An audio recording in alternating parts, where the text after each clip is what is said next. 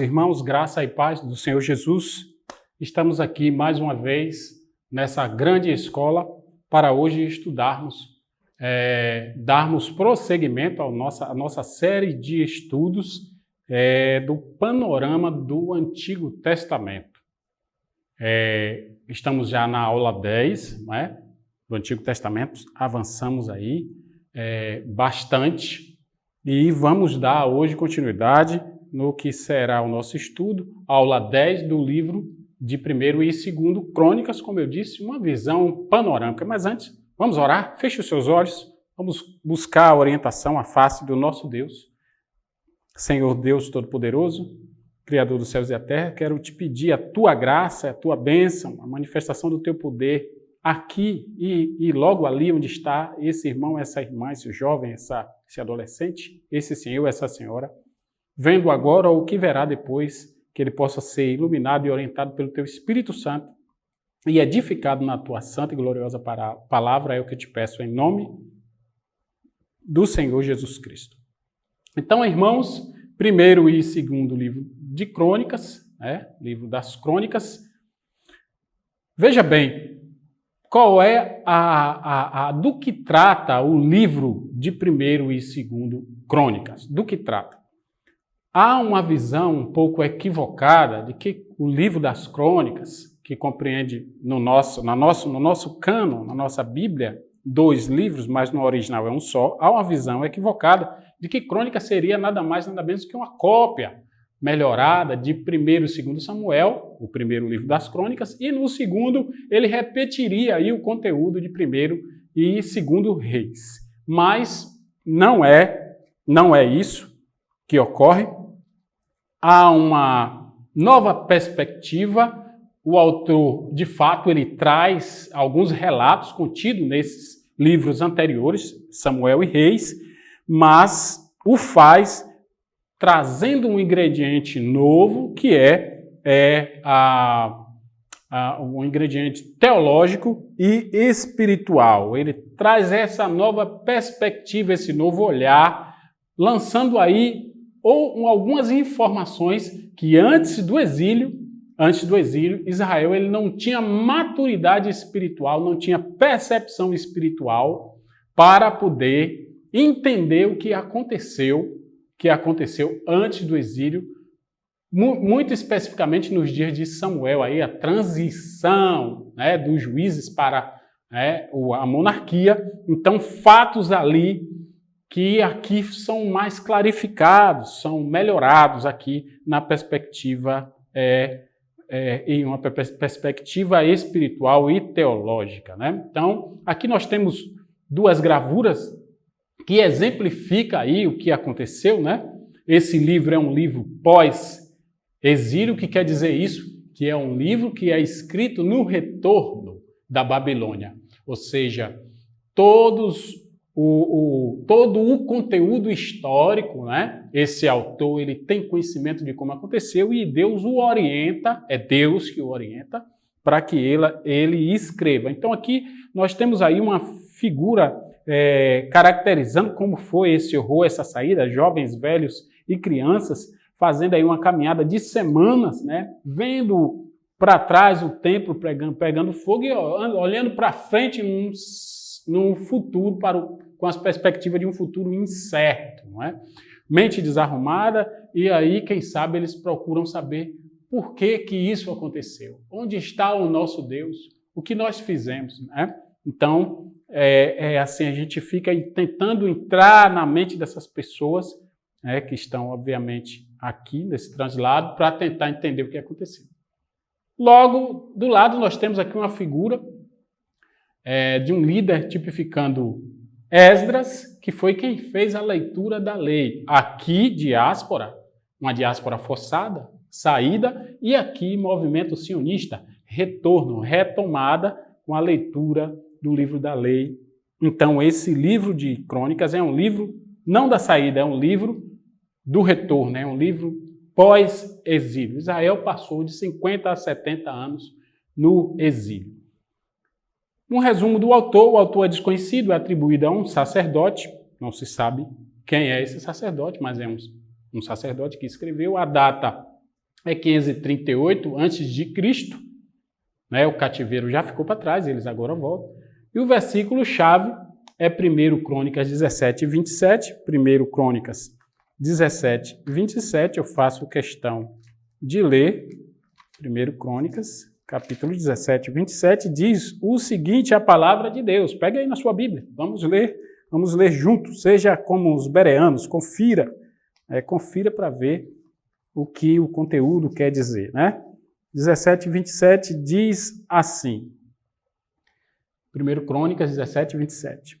Sê, pois, agora servido de abençoar a casa de teu servo, a fim de permanecer para sempre diante de ti, pois tu, ó Senhor, a abençoaste e abençoado será para sempre. Isso são ações de graça, nada mais, nada menos do que Davi, o rei Davi. E também o texto de 2 Crônicas, segundo livro das Crônicas, né? Às vezes a gente chama segundas Crônicas, né? Ou a gente diz assim, 1 Samuel ou 2 Reis, mas é bom lembrar que o artigo masculino, né? É o livro, né? Então, o livro, então a gente chama 1 Samuel, primeiro livro de Samuel, 2 Crônicas, segundo livro das Crônicas, capítulo 7, o verso 14. O verso 14 diz assim, aliança do Senhor com Salomão. Olha o que foi que aconteceu. Se o meu povo, que se chama pelo meu nome, se humilhar e orar, e me buscar e se converter dos seus maus caminhos, então, diz o Senhor, eu ouvirei dos céus, perdoarei os seus pecados e sararei a sua terra. Então veja que o texto tem uma condicional aqui, tem uma condicional. E qual é a condicional? A partícula condicional está na partícula se. Todas as vezes que você vir no texto bíblico, se é aí uma condicional. Então, se atentardes, se ouvirdes, se andares como ele andou, se fizeres o que ele manda, se pregares, se orares, se jejuares, se creres, pois, então, tem essa condicional aponta para uma direção. Se fizer o que Deus manda, bênçãos. Se não fizer, então por isso as bênçãos de Deus, elas são condicionais. Então, lemos aí o versículo-chave e a palavra-chave é 1 Crônicas. Né? 1 Crônicas, recordando, 2 Crônicas. Né? Isso aí é a avaliação. Então, a palavra-chave é recordação em 1 Crônicas. E no 2 Crônicas, a palavra-chave é avaliação. Vamos então avançar. Veja bem, a palavra crônicas, ela é extraída, ela é traduzida dos escritos de Jerônimo, que foi teólogo e que traduziu a Bíblia do original, né? Do original ele traduziu e o João Ferreira de Almeida, da tradução de Jerônimo, traduziu para nós, para o português, e aqui chegou como o nome de crônicas. Crônicas, no sentido do original, quer dizer que os fatos ocorridos, os fatos dos dias, né? A contagem dos dias, os ocorridos dos dias. De que dias? Dos dias a qual o autor ele se reporta. Os dias de Israel, os dias dos reis de Israel, do povo de Israel. Então, a palavra crônica, ela tem um sentido de cronologia, porque também ela tem raiz na mesma palavra que forma a palavra cronos, né? Cronos quer dizer tempo, então crônicas quer dizer cronologia, ordem cronológica. Então, o que você tem aqui são os fatos na mesma ordem dos livros que eu citei, mas numa perspectiva teológica e espiritual diferente. Então, Nataná, eu disse que aqui, na nossa Bíblia, ele está uniformemente depois, Crônicas vem depois do livro dos reis. do livro dos reis. Mas na Taná, na Bíblia judaica, Crônicas é o livro que encerra o testamento judaico. Então, nós temos aqui 24 livros da Taná, obviamente Torá, né? Torá, Nefilim e Ketubim, então, que são os profetas, né? Lei, profetas e escritos, e ele está aqui listado nos livros históricos, fechando o cânon judaico. Como você pode ver aqui, Crônicas é um livro só, na nossa tradução, por questões da quantidade de palavras, ao traduzir, obviamente, aumenta, então só pôde ser comportado em 2 livros, mas no original é um único livro, e ele está aqui nos escritos, Ketubim, né? Taná, Torá, Nefilim, Ketubim, e ele se encontra aqui fechando o cânon, obviamente, porque ele é o livro que retrata o começo, nós vamos ver aqui, e o fechamento, sem fechar, porque o final do livro de 2 Crônicas, ele se encerra sem um fechamento. Vamos avançar. Então, qual é a síntese? O que é que nós podemos aí dizer que Crônicas oferece, que Crônicas traz, uma perspectiva espiritual e teológica? O primeiro e o segundo livro de Crônicas, eles são fonte de informações históricas, baseado nas histórias anteriores, antes do exílio, pré-exílica, né, de Israel e da religião judaica.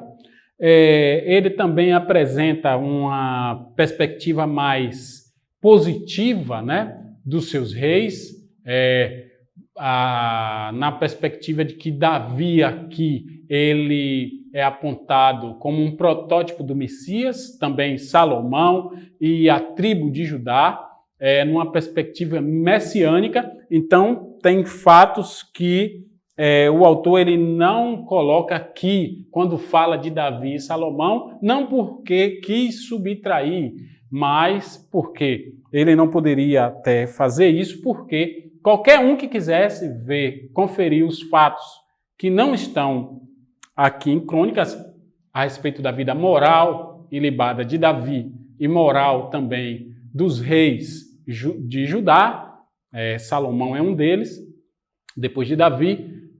Se a pessoa não achasse aqui os fatos sobre a vida moral, obviamente procurariam nos livros anteriores, tanto em Samuel como em Reis. Então a ideia aqui não como se diz assim, não foi subtrair, mas sim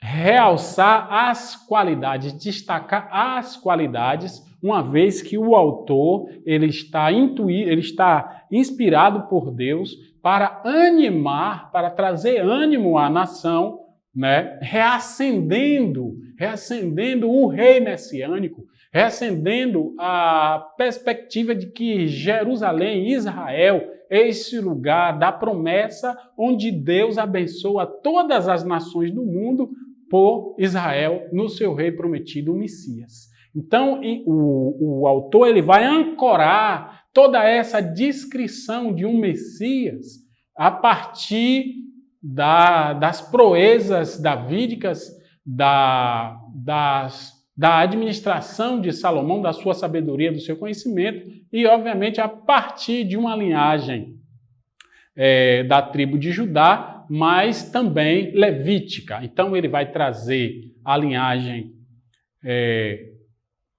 davídica, a linhagem real, e também a linhagem real a partir de Davi, e a linhagem sacerdotal a partir da pessoa de Arão, apontando não para Davi e Salomão, mas apontando para esse Messias, que, como eu disse na gravura anterior, essa esperança ela está meio que morna, esquecida, por causa dos traumas, por causa do desalento de tudo o que foi o exílio para esta nação. Obviamente que aí eles passaram por um aculturamento, né? Retirada da cultura, isso fere também o viés religioso e esfria a fé. O autor, quando escreve crônicas, ele retoma essa escritura com a finalidade de refazer caminhos e restaurar o que sobrou de fé e também nessa perspectiva não só espiritual,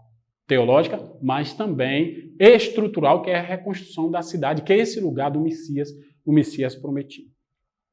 Por conseguinte, a narrativa, ela também é uma perspectiva mais espiritual e teológica. Por quê? Porque ela é espiritual e teológica, não está aí porque os outros livros não são espirituais e teológicos. Aqui em Crônicas nós temos todo o aprendizado que Israel ele pôde absorver nessa troca cultural. Não foi só um exílio, mas foi uma troca, uma experiência. Então, se você vir esses povos do norte, os povos do Crescente Fértil, vai até o Egito, mas eu estou falando só do norte, da Caudácia, aqueles povos eles já tinham uma espiritualidade mais madura e um contato com o sobrenatural superior ao que o judeu, a despeito de ser o povo da promessa, eles não tinham espiritualidade. Então, dentre tantas coisas que Deus vai fazer no exílio, tratar Israel, mas também vai produzir esse viés espiritual. Então você vai concordar comigo que antes do exílio, Israel ele não viu a olhos luz, né, uma manifestação angelical. Eles tinham as teofanias, mas é lá que vai ter Sadraque, Mesaque e Abdenego, né, com aquela fé entrando no fogo, né, na fornalha ardente, mas ali há uma manifestação a olhos luz, né, durante o dia dali de um quarto homem, né? Um quarto homem. Eles lá já tinham essa percepção, de que tinha esse mundo espiritual. É também lá que vai aparecer, né, aquele escrito, né, Mene Mene Tekel Pasquim, né, onde aparece lá a mão escrevendo no banquete do Nabucodonosor, do grande rei lá. Então, tem um outro sem número de experiências que Ezequiel e que tantos outros profetas eles vão ter, não é? No sentido espiritual ali, em Babilônia, com os reinos do norte. Então, por isso que essa espiritualidade agora, quando Israel volta, ela é amadurecida, e isso implica em dizer que o autor de Crônicas, ele amadurece conceitos que você não vai ter em 1º e 2º Samuel e em 1º e 2º Reis. Ele vai reescrever essa história, mas agora com essa maturidade, essa experiência adquirida no exílio, com a troca de experiência, que não foi só cultural, com os povos do norte, né, da Síria, enfim, da Babilônia, do Crescente Fértil, e eles vão voltar, e eu vou provar para vocês alguns textos que tem aqui, que na perspectiva de Samuel e na perspectiva de Reis, foram fatos humanos e atitudes humanas, mas agora há uma releitura e um entendimento de que aqueles fatos que pareciam ser humanos foram intervenções divinas, intervenções sobrenaturais, tanto das forças do bem como das forças do mal, nos dias iniciais da monarquia de Israel. Parece um pouco complexo, mas o entendimento é bem esse aqui. Eu trouxe aqui um escrito, um estudo de um blog que eu achei bem interessante, que é um artigo que fala das diferenças teológicas de Crônicas, que eu acabei de falar aqui. Elas são bem evidentes. O exílio parece ter feito, né, os judaítas, né, os teólogos, pensar novamente. Então, questões como a pessoa de Satã que, por exemplo, aparece em Samuel e Reis apenas como um substantivo que significa adversário, ou aquele que põe tropeço, qualquer pessoa que fizesse um outro pecado, que pusesse tropeço, humanamente era aplicado esse termo, adversário. Toda vez que você vira adversário, está se referindo a Satã. Mas aqui a gente vai ler aqui em 1 Samuel capítulo 29, verso 4, né? Vamos ver o que diz lá, 1 Samuel capítulo 29, versículo 4. Então, diz o texto o seguinte, 1 Samuel 29, 4. Pegue a sua Bíblia aí e vamos ler aqui 29, verso 4. Então diz aqui, o capítulo 29, versículo 4, diz o seguinte, eu estou achando aqui, tenha paciência, aqui diz, porém, os príncipes dos filisteus, muitos se indignaram contra ele e lhe disseram, faze voltar este homem para que nos torne ao lugar que lhe designaste e não desça conosco à batalha, para que não se faça nosso adversário no combate, pois que, ou de outro modo, se reconciliaria com o seu Senhor? Não seria, porventura, com as cabeças destes homens?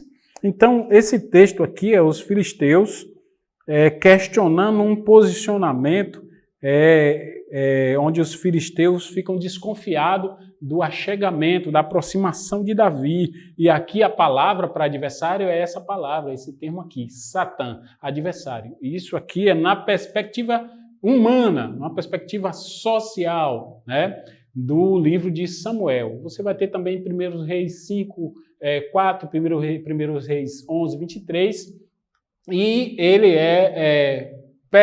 personificado em Crônicas, né? Já em Crônicas, ele tem uma outra perspectiva, já sendo aí quase mais de 100 anos depois, né? Mais ou menos, depois do exílio ainda leva um tempo até ele escrever o livro, então nós temos aí um tempo de maturação e agora esse adversário ele já é o opositor de Deus. Porque no Antigo Testamento, no entendimento judaico, havia uma compreensão no entendimento judaico de que tanto o bem quanto o mal era oriundo da pessoa de Yahvé. Mas agora, no pós-exílio, eles, com a maturidade espiritual e o entendimento, né, das visões, das revelações, agora eles percebem que existe um ser que se opõe a Deus e que tipifica, né, esse adversário, esse Satã, é a pessoa de Satanás. Então, eu vou ler os textos aqui. Então, é só você fazer uma comparação, comparar os textos de 2 Samuel 24, 1 com 1 Crônicas, depois você volta aqui, pega 1 Crônicas 21, 1, mostra essa nova percepção teológica. Então, a ira do Senhor, Yahvé, tornou a acender-se contra Israel, e o Senhor, Yahvé, incitou a Davi contra eles, dizendo, vai, numera a Israel e a Judá. Isso está em 2 Samuel 24:1, que é quando sobe ao coração de Davi o desejo incorreto de realizar um censo, mas no entendimento de Samuel, do escritor de primeiro livro de Samuel e segundo livro, ali, quem incitou, quem insuflou esse desejo foi Yahvé. Mas eu ficava me perguntando como o próprio Deus ele pode incitar Davi para fazer algo dessa natureza e depois ele mesmo pune. Já no entendimento de Crônicas, ali já não tem mais a mesma passagem, pode pegar, é uma passagem correlata, de 1 Crônicas 21, citando este evento, e aqui ele já tira a pessoa de Yahvé e coloca aí, então Satanás, né, Satã, o adversário, se levantou contra Israel e incitou a Davi a numerar Israel, 1 Crônicas 21. Isso é muito interessante, e por isso que eu digo que Crônicas é muito mais do que um artigo novo ou uma nova escritura de livros que já existia, mas aqui ele traz mais informações. Então, agora fazendo realmente um panorama de 1 Crônicas, o reinado glorioso de Davi, eu já disse anteriormente que Davi aqui ele é elevado a essa condição, não de Messias, mas de um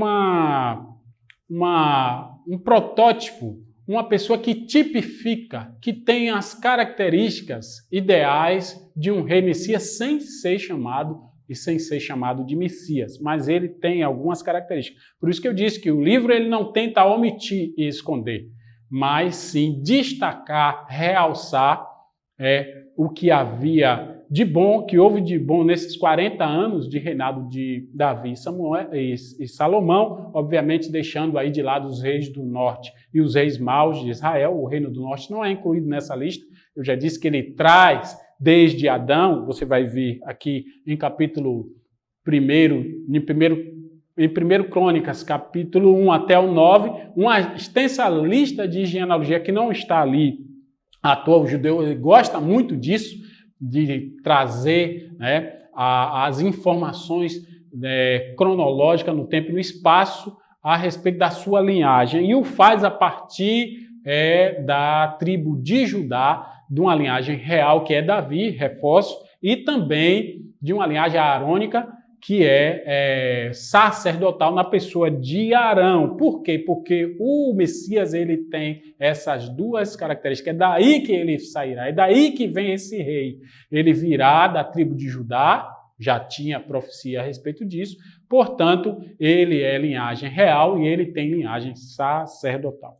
Então, o capítulo de 1 a 9, ele vai buscar as raízes de Israel. Veja, nós estamos aqui abordando um momento em que a nação ela está em choque, ela está em trauma e houve muitas perdas, porque é diferente você viver na sua pátria, é diferente você viver dentro da sua casa e você sair para um lugar distante para viver em condições precárias, onde não é o seu chão, onde não é a sua língua, onde não é o seu idioma.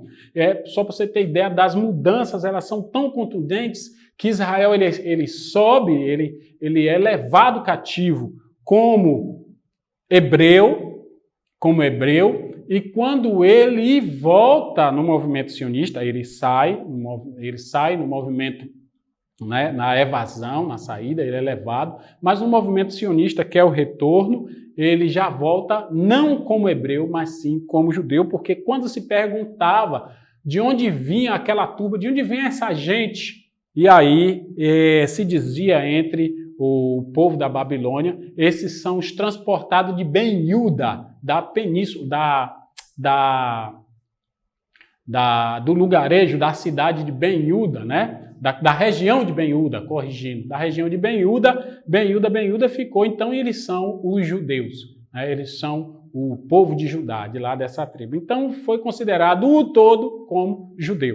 Um outro aspecto também, por estar distante do seu chão, eles criaram um sistema de sinagogas, que era um lugar que eles, para a preservação da cultura e da religião, criaram em cada lugar. Eles não ficaram em uma só cidade da Babilônia, ficaram em várias cidades, eles foram dispersos pelas cidades, e ali eles criaram um sistema que ficou conhecido depois como sinagogas.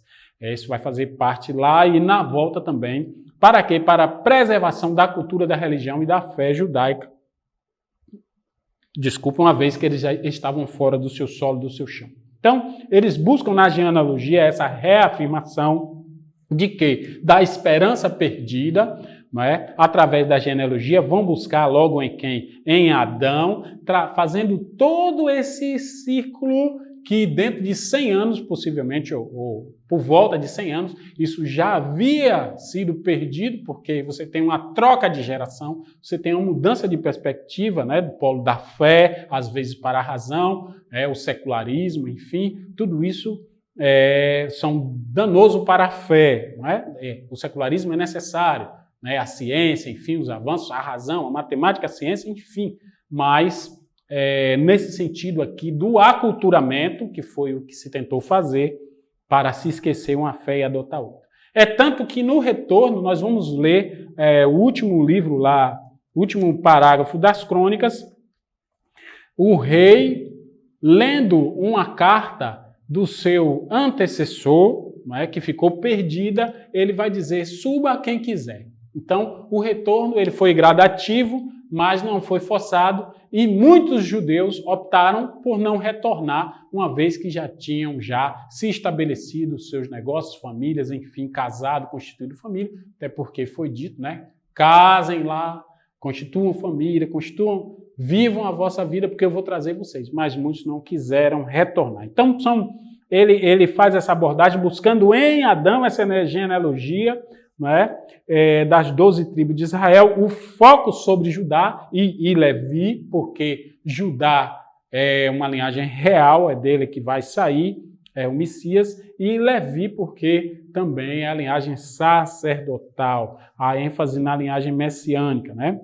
Então, Davi é essa pessoa que tipifica. Então, Davi não é em si o foco, mas ele serve de exemplo, ele é tomado com as suas qualidades positivas como um exemplo para esse rei que é vindo. Então, o livro está dividido em 2 blocos.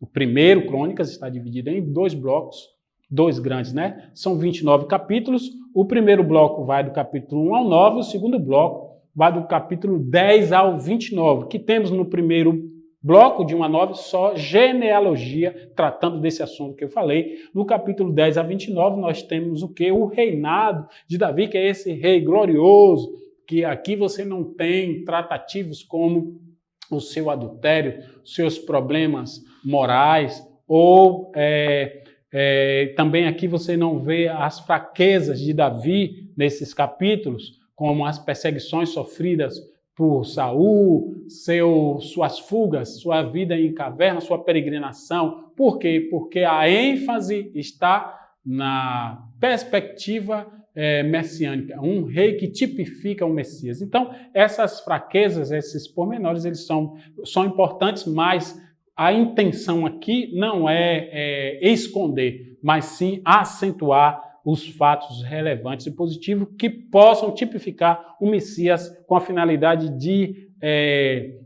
suerguer a nação, de exortar, tomar por mão e trazer para a presença de Deus. Então é assim que isso é feito.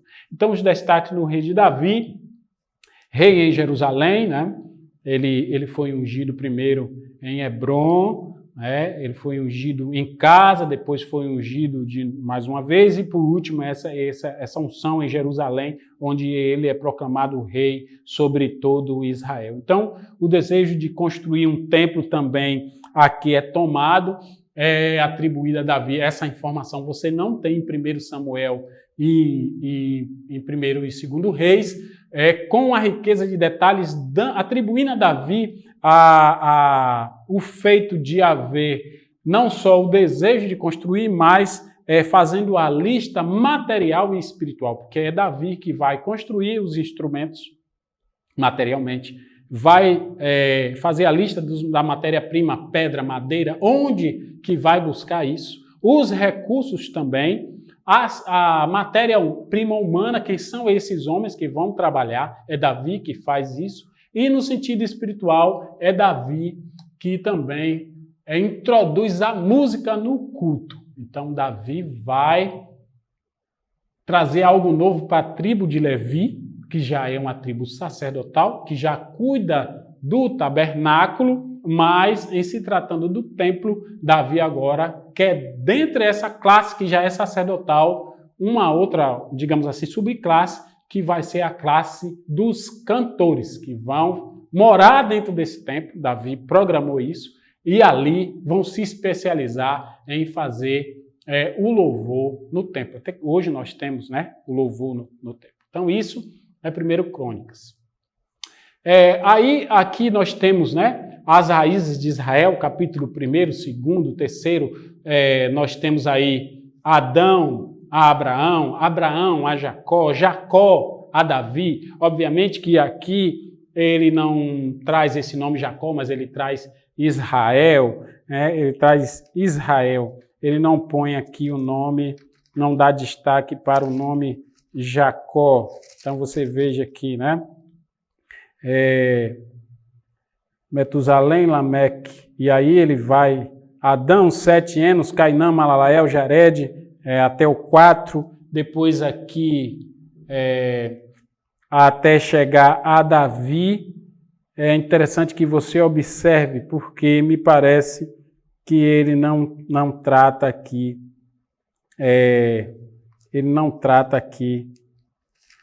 da tribo de, não trata Jacó. Então, aqui no capítulo 2, ele diz aqui, são estes os filhos de Israel. Onde você pode ver aqui no capítulo 2, descendentes de Jacó. Isso aqui é um enunciado de um monge bretão que dividiu a Bíblia em versículos, e aí as traduções vão botar temas. Mas no original você não tem aqui o nome Jacó, mas sim Israel. Isso também foi uma perspectiva espiritual e teológica na visão do autor. Isso era interessante ser trocado. Então, Davi ao cativeiro, 12 tribos de Israel, 4, Judá, Simeão, Rúben. E aí ele tem toda uma lista aqui puxando, né? Deu aqui no capítulo 9, né? Os remanescentes de Judá retornando do exílio, enfoque na linhagem messiânica e davídica, até o capítulo 9. Então, genealogia de Adão até Davi. É interessante que você leia. E aqui do reinado de Davi são destacados aqui do capítulo 10, 11, 12, 13, 21, 22, 27, 28 a 29. Aqui do capítulo 10 nós temos a ruína de Saul, onde nós temos aí também um achado que você não vai encontrar em 1 Samuel, pois lá diz que Saul se suicidou. Pediu para o moço para jogar, né, a espada nele, a lança, e ele se lançou sobre a lança e ele se suicidou. Mas aqui em Crônicas, a morte de Saul é atribuída a uma ação divina. É uma ação divina, uma ação de justiça divina. Então, é mais um achado para você pesquisar aí. Então, o Senhor entregou a morte. Então, está em 1 Samuel 26, 10. Já profetizado, Davi profetizou isso aqui, quando um dos seus auxiliares disse, agora Deus entregou em sua mão, vai, o mata, e Davi disse, longe de mim, que ele morra numa guerra ou que seja ferido pelo Senhor. Isso vai se cumprir em 1 Crônicas 10, de 13 e 14. Pegue a Bíblia, marque e depois leia.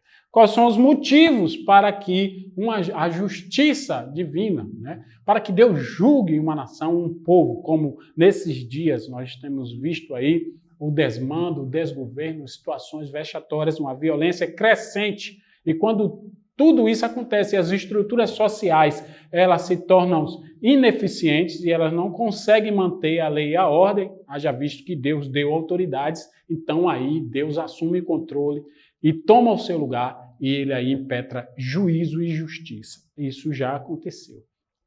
Quais são os motivos? Infidelidade, desobediência, não consultar a Deus, consultar uma médium, está lá em 10, 13 a 14, o Senhor entregou o reino a Davi. 10. Aqui nós temos a ascensão de Davi. Davi é coroado rei, habita em Jerusalém. Veja toda essa performance espiritual, essa elegância, essa leveza da Escritura, não é para beneficiar Davi, e sim para trazer esperança ao povo, apontando, destacando que o Messias, ele vai vir. Então, preparemos, tomamos posse daquilo que está descrito nos livros, foi profetizado no Éden, o próprio Deus, depois é reaceso em Moisés, quando diz, Deus vai mandar um profeta igual a mim. Então, o Messias, ele está profetizado. Então, é preciso acender essa fé.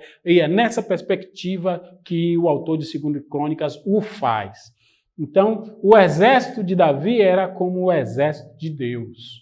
É mais uma forma de, assim, não de divinizar Davi, mas apontar que Deus, ele não abandonou seu povo e ele sempre esteve perto.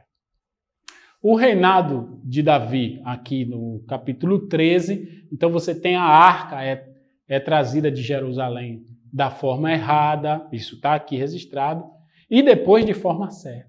Então, houve um deslize ali, mas a arca ela é trazida da forma correta, né? Teve ali o incidente de usar, mas aqui não relata. Então, não traz os pormenores, mas aqui é relatado, com certo. Tem um relato, sim. As vitórias militares sobre os filisteus, o Senhor fez com que todas as nações temessem a Davi, está em 14:7. O desejo de construir um templo, aliança davídica. Então, isso está no capítulo 17, veja, Davi foi impedido de construir esse templo. Por que Davi foi impedido de construir? Você sabe? Porque ele era um homem que derramou muito sangue, era um homem de guerra, né?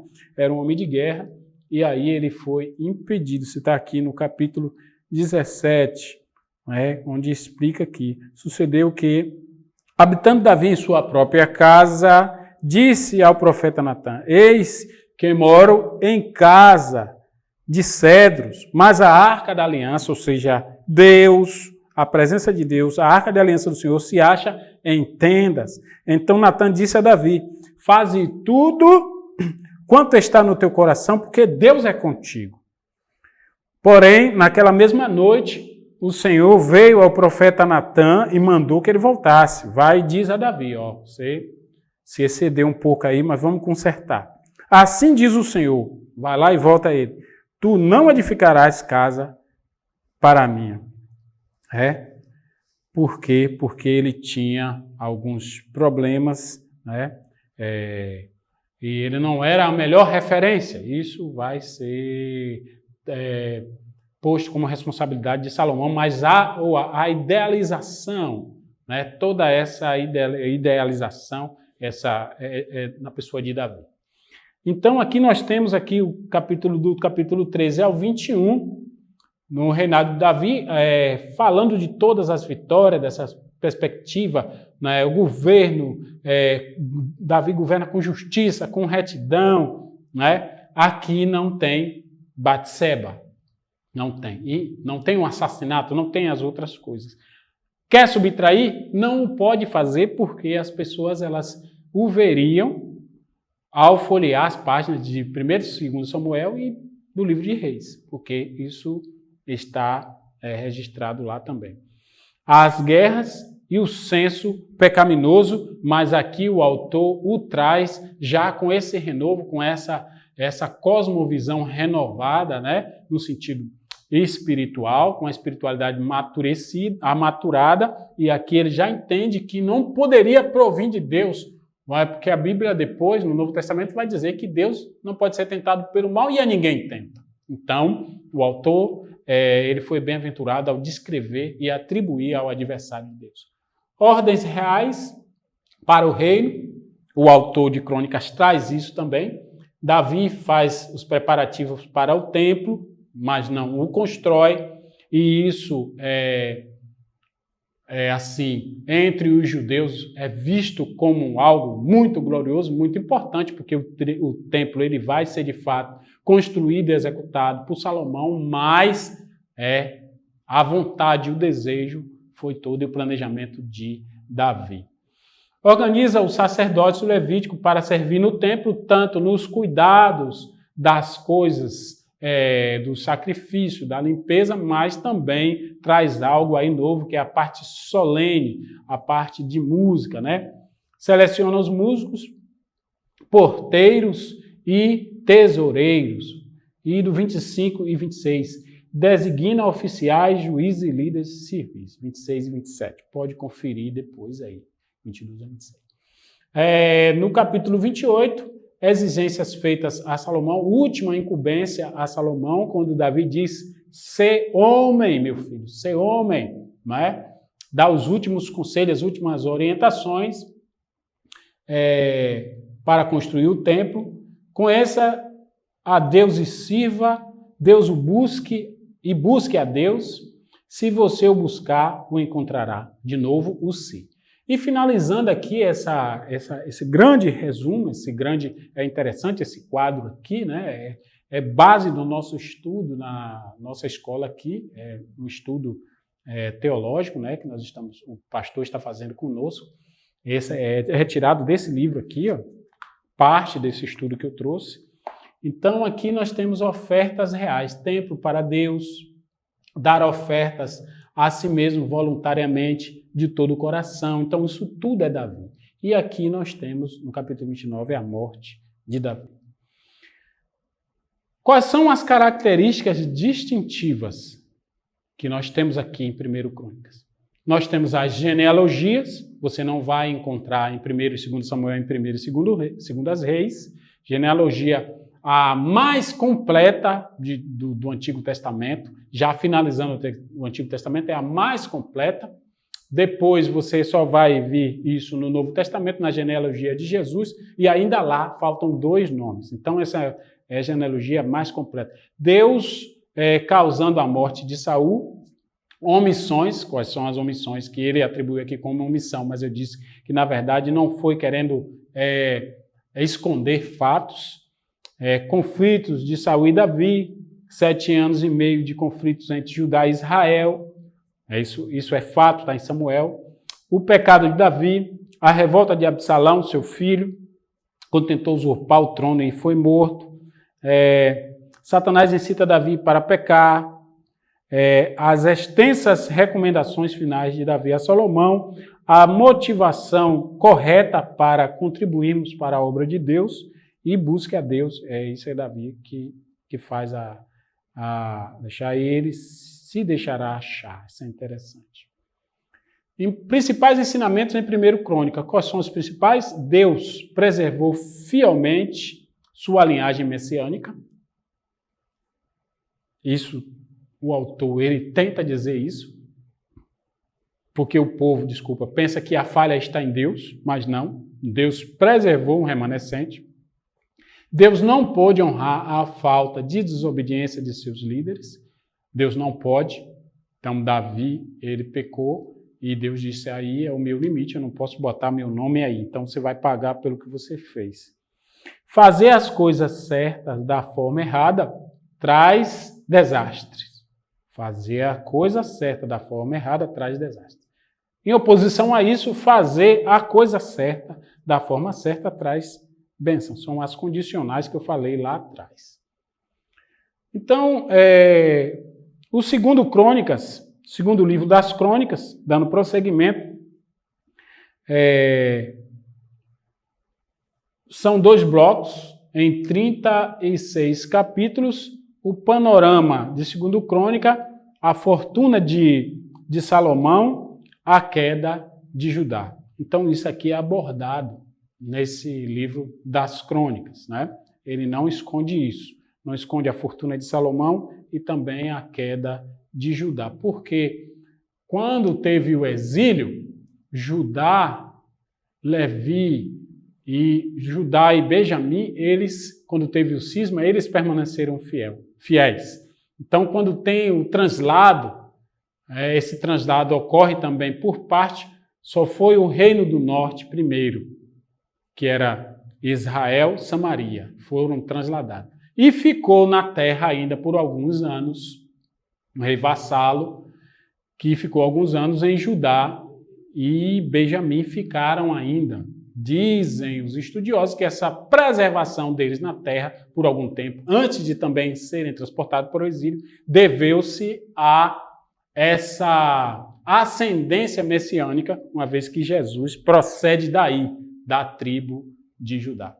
Então, o capítulo de 1 a 9, de novo, como o 1 Crônicas, aqui Salomão reina sobre o reino unido, dedicação do templo, a sabedoria, a riqueza de Salomão, um grande sonho, seu grande desejo de servir a Deus, não com riqueza, e ele pede certo, pede sabedoria, né? O grande reinado, a concentração de esforços no templo, né? Deus faz Salomão prosperar. Isso aqui é um resumão, certo? No capítulo 10 a 36, capítulo 10 a 36 de 2 Crônicas, que são 2 blocos, os reis de Judá que sucederam Salomão. Então, ele traz também uma lista só dos sucessores da raiz de Judá. Não aborda reino do norte, só os reis, no Reino Unido, só os reis de Judá. Não traz, depois que tem o cisma, os reis do norte. Então, depois o cisma do reino, recapitulação dos reinados dos reis de Judá e a queda de Jerusalém. Então, nós temos aqui, segundo Crônicas, já estamos caminhando para finalizar, segundo Crônicas, a fortuna de Salomão, a queda de Judá. Veja, teve algumas coisas que Salomão cometeu que está dito lá na lei que ele não poderia. Por exemplo, o rei não acumulará para si cavalos, riqueza, mulheres, para que esses acúmulos não tragam, digamos assim, descaminhos para a sua própria vida, já visto que ele é um monarca e tem que governar com hombridade e com, digamos assim, ilibada, né? Com a alma transparente e limpa. Então, o que temos aqui nesse primeiro bloco de 1 a 9, os reinos de Judá pós-Salomão. Não, no primeiro momento, no capítulo 1, nós temos sabedoria e riqueza de Salomão, onde ele tem aquela visão e Deus aparece a ele e Deus diz, já que tu não me pediste riqueza, eu também te darei, mas eu te darei sabedoria, e Deus dá sabedoria a ele como não deu a nenhum outro homem. E ele o tornou muito poderoso. Está em 1 de 2 Crônicas, o capítulo 1 trata disso. O capítulo 2 trata do templo, preparativos, construção, dedicação, Jerusalém é escolhido, isso vai sendo trabalhado, confirmado na mente do povo, no coração, na alma religiosa, na identidade do povo, que aponta para esse Messias, que alguns até pensavam que Davi fosse, mas não foi Davi, que agora pensam que é Salomão, esse rei, né? E aí essas coisas vão sendo sedimentadas na fé judaica. A glória de Deus encheu o templo, né? Pelo evento da inauguração do templo, aconteceu esse evento. No capítulo 7, escolhi este lugar para mim como um templo, 7:12, né? Deus falando. Se o meu povo se humilhar, o célebre versículo que nós sempre usamos nas nossas pregações e até em evangelismo, se o meu povo se humilhar e orar, buscar a minha face e se afastar dos seus maus caminhos, então eu ouvirei dos céus, sararei a sua terra, perdoarei o seu pecado, sararei a sua terra. Então nós temos de 1 a 9 a dedicação do templo, que leva um período aí de 40 anos, é a novidade, é o ponto do momento, é a vibe, é a presença de Deus, não é? Deus está realizando seus planos em nós, que somos a linhagem sacerdotal, e essa é a vibe. Então havia alegria, havia consenso, né? E aí nós avançamos aí para o capítulo 10. O capítulo 10 ocorre aí o cisma do reino. E o que foi o cisma? O cisma ocorre com Jeroboão em Israel norte e Roboão em Judá. Um é filho de Salomão e outro não. Então ocorre aí o cisma. O que causou o cisma? Dentre outros, as cargas tributárias. Veja que o enunciado traz aqui a fortuna de Salomão.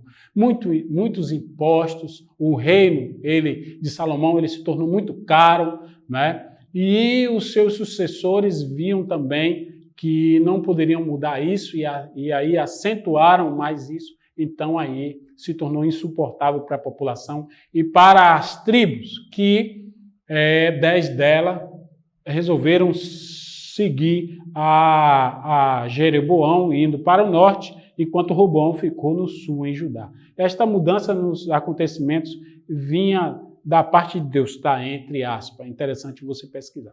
E aqui, indo para esse grande bloco, que é de 11 ao capítulo 35, né? Veja, nós começamos aqui com a dedicação do templo, né? Que levou 40 anos, isso vai de 1 a 9, já dos capítulos 10 ao 35, há um declínio e destruição do templo que levou aí, esse declínio leva um espaço aí de 393 anos. Então, esse é o tempo desde os juízes, né? Você conta os juízes, vai contando os tempos da monarquia, e aí você tem aqui 393 anos, tirando lá o período do juízo, que foram 400 anos.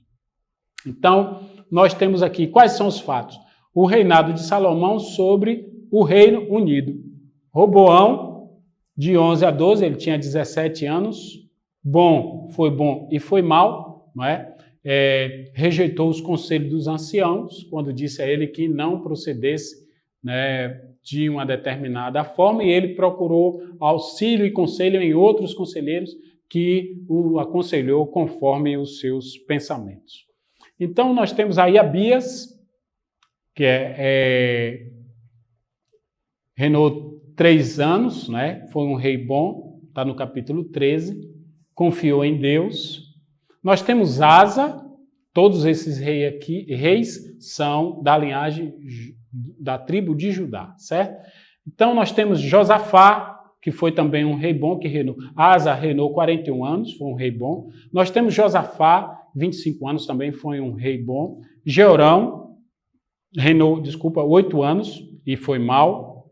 Nós temos Acasias, reinou 1 ano e foi mal. Nós temos Atália, foi uma mulher, viu? Uma mulher, reinou em Israel, reinou 6 anos, mas ela foi mal, que ela mandou matar todas as pessoas que poderiam ameaçar o seu reinado, matou muita gente. Joás, 40 anos, bom, e fez o que era bom e fez o mal. Amazias, Uzias, Jotão, Acais, Ezequias, Manassés, Amon e Josias, todos esses aí compuseram a casa de Israel, reino do sul, linhagem da tribo de Judá. Como eu disse, o autor ele traz apenas os reis da casa de Judá. E aqui no capítulo 36 nós temos a queda de Judá, o norte já tinha caído. São os 4 últimos reis que são os reis desse começo de desilusão, dessa diáspora, então, que culmina de Joás, né, que reinou só 3 meses, Joaquim, reinou 11 anos, e Joaquim, mais 3 meses, Zedequias, né, reinou 11 anos, e todos esses são maus. Então, são 3 exílios, 605 a.C., 597 a.C., 586 a.C. Quer dizer, nós tivemos aí 3 translados. O exílio não aconteceu de uma vez só. Havia um rei que desobedecia, eles colocavam um rei no lugar e levava aquele. O Joaquim foi aquele que teve os olhos vazados. Esse é o que finaliza esse ciclo, né?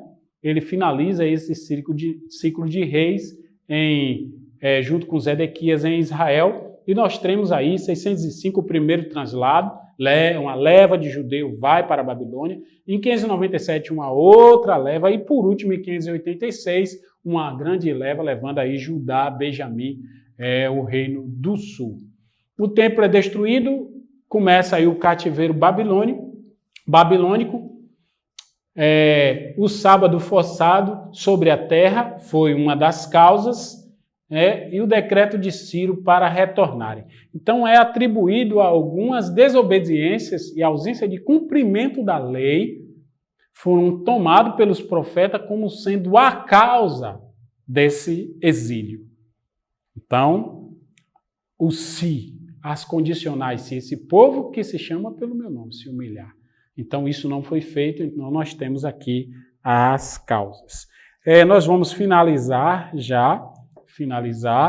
Então, aqui nós temos as características agora distintivas. Eu vi as características distintivas de 1 Crônicas e a de 2 Crônicas, as características que distinguem este livro, até do livro de Samuel e de Reis, e até do 1 Crônicas, são que a glória de Deus no templo de Salomão, né, ocorreu isso, né?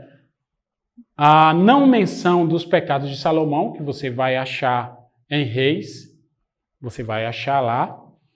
Os pecados do rei Uzias, né?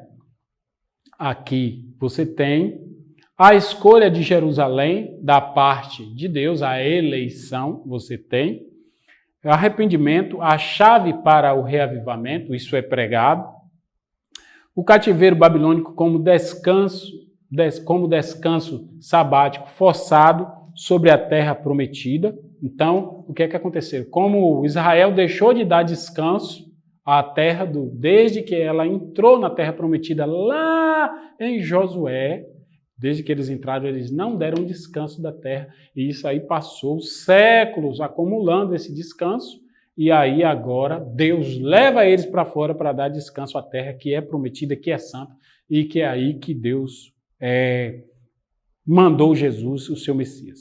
O decreto de Ciro para a reconstrução do templo. Isso é importante você observar. Isso distingue, segundo Crônicas, dos outros livros anteriores. Principais ensinamentos em segundo Crônicas: Israel caiu, exílio, quando se afastou do culto a Deus. Então, o culto não é para nós. Nem nós é que dizemos como é que tem que ser o culto. Porque em dado momento da história, Israel ele começou a achar que Deus era refém. Como diz o texto em Novo Testamento, lá em Coríntios, todas quantas promessas há de Deus são nele sim e por ele o amém para a glória de Deus por nós. Então, o que esse texto, que na verdade é uma releitura do Antigo Testamento, quem fala isso em Coríntios é Paulo, mas ele conhece muito bem os escritos do Antigo Testamento, quando ele diz que todas as promessas de Deus são nele sim e por ele amém, é porque quando Deus ele promete algo, ele não fica devedor a Israel, ele não fica devedor à igreja, nem a mim, nem a você, meu querido ouvinte. Ele fica devedor a si mesmo, é por ele sim e por ele também o amém, porque Deus não tem alguém acima dele que por evento de cumprir a sua promessa, diga, ó, está na hora, você prometeu, cumpra. Então, Deus mesmo promete e Deus mesmo, ele executa e fica devedor a si mesmo pelo viés da sua justiça. Então, o equívoco cometido pelo povo judeu, pelo povo hebreu, que depois vai ser judeu, e que vai para a Babilônia cativo, o equívoco que eles cometeram, um equívoco teológico crasso, foi de pensar que a despeito de Deus, por ele ser Deus e por ele ter prometido, ele vai ter que cumprir, não importa a minha vida, não importa a minha condição espiritual de alma, não importa a minha conduta. Deus é o Deus de Israel, como se Deus tivesse sido aprisionado nas suas próprias profecias, porque ele tinha que cumprir essas profecias, ele é devedor de si mesmo, então não importa se eu estou pecando ou não, se eu estou fazendo certo ou não, Deus cumprirá as suas promessas. E a história mostrou no exílio que não é dessa forma, né? As bênçãos de Deus, elas são condicionais, são consensuais, né? Deus cumpre, mas Deus pode achar propósito em tudo, até na desobediência, para nos dar lição e ensino. E é isso que a Escritura de Crônicas está mostrando para nós. Está mostrando para nós. O Messias continua de pé. Agora nós fizemos uma pausa aí para consertar as coisas, botar a casa em ordem, as coisas nos trilhos, tirar a calamidade do pecado e retomar aí a reconstrução da cidade, apontando para esse Messias. Se o culto a Deus não é um enfoque central de nossa vida, desordem e caos serão o resultado. Então, nós devemos nos submeter, alinhar nosso culto, alinhar nossa vida, nossa vontade a Deus, nossos planos. Cura espiritual vem de Deus quando o seu povo humilha-se, ora, busca a sua face, a face de Deus, afasta-se de seus maus caminhos, segundo Crônicas 7:14. Conclusão. O que é que nós concluímos ao ler esses dois livros?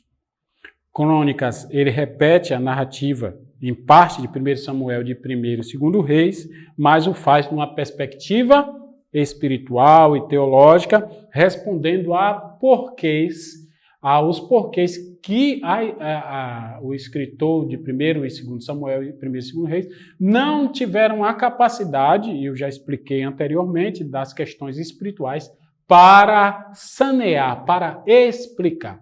Então, qual é a conclusão? O alerta geral dado por esses historiadores, e aqui o escritor de 1º e 2º Crônicas, é: ninguém a não ser o Senhor pode nos ajudar a cumprir a nossa parte na aliança que temos com Ele.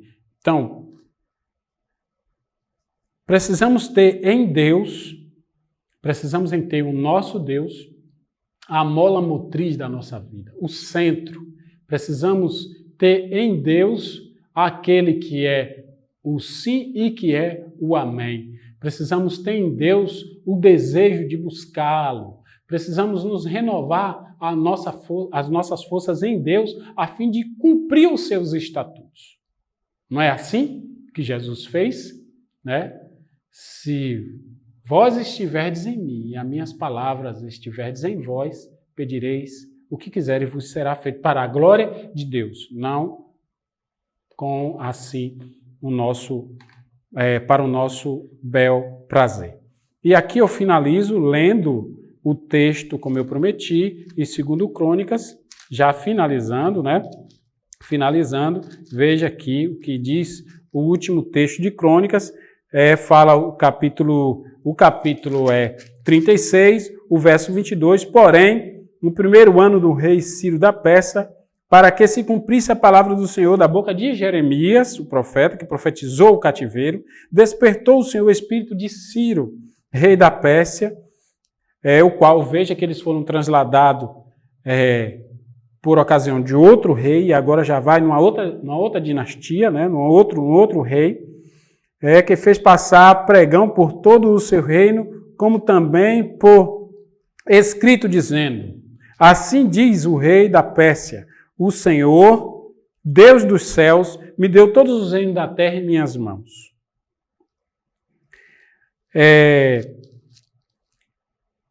E me encarregou de lhe edificar uma casa em Jerusalém, que está em Judá. Quem entre vós é de todo o povo, que suba, e o Senhor, seu Deus, seja com ele. Veja que o livro ele finaliza de uma forma incompleta. Isso pode ser entendido porque o autor ele percebe que ele não pode concluir uma história sem a presença do Messias. Então isso também, essa abertura aqui, aponta para outras possibilidades, né, até que o Messias chegue. E de outra forma, podemos pensar também que o retorno não foi forçado. Quem quiser, suba. Ok? Vamos orar. Senhor nosso Deus, eu quero te agradecer por esta oportunidade de estudarmos a tua palavra. Pai, glorificado seja o teu nome, abençoe todos esses irmãos que estão conosco agora reunidos e os que verão depois. Eu que te peço e te agradeço no nome de Jesus. Obrigado pela sua preciosa atenção.